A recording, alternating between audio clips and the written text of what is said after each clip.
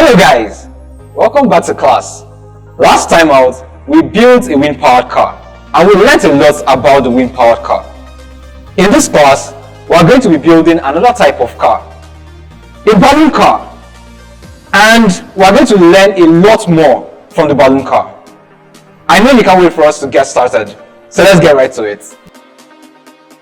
So in this class, you will learn how to build a balloon car. You also learn how some principles of physics, such as potential energy, kinetic energy, and force of propulsion apply to the way the balloon car works. So let's get to building. In order for us to build our balloon car, we'll need adult supervision. And these are the items we need to build the balloon car.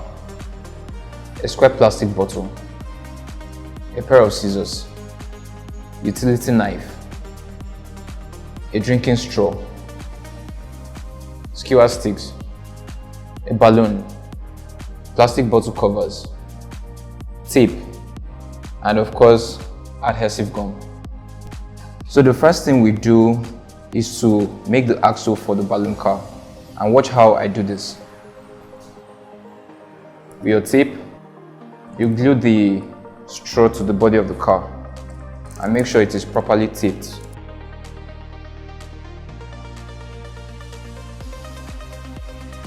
So after this is done, it's now to make our wheel. You can do this by making holes in your bottle covers. You can use either a screwdriver or any pointed object you can find.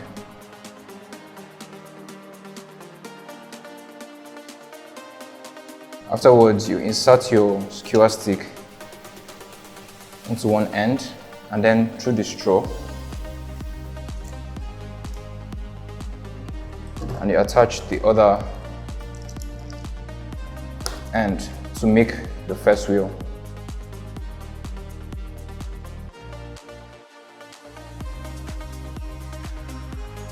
So our wheel is complete. The next thing is to make sure that it moves freely on the surface.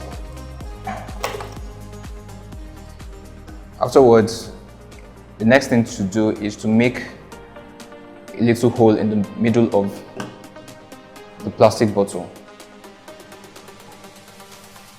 You can do this by marking,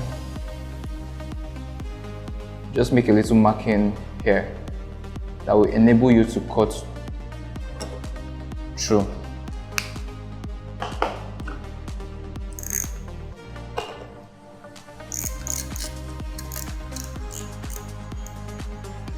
Ensure that you cut carefully.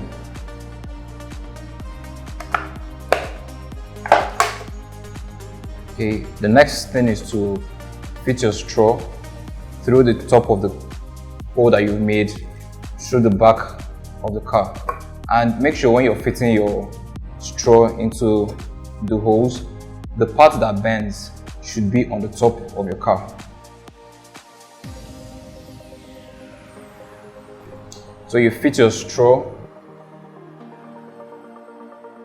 The next thing is to tape the straw firmly to the body of the car.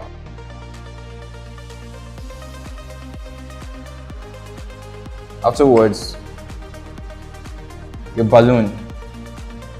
We're going to fit the balloon to the straw. You do this by cutting off the tip of the balloon. This enables us to tape the balloon properly to the tip of the straw.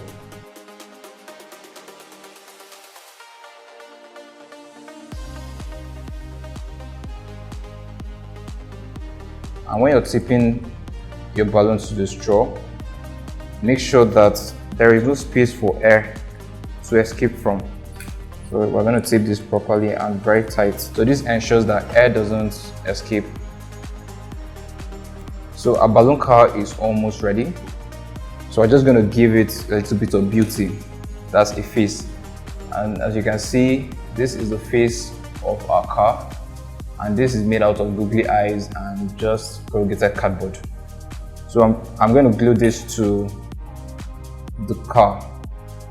Just apply a little bit of adhesive gum Then glue it to the car. So here we have it, a complete balloon car. And now we are ready to test this out and see how it works. As you can see, we have a balloon car right here, and there's air blown into the balloon. So once you're done blowing air into your balloon, ensure that you pinch the tip of the straw. This is to ensure air doesn't escape out through the straw. Then when you're done, put it down on the surface, release it and allow it to race. So let's try that.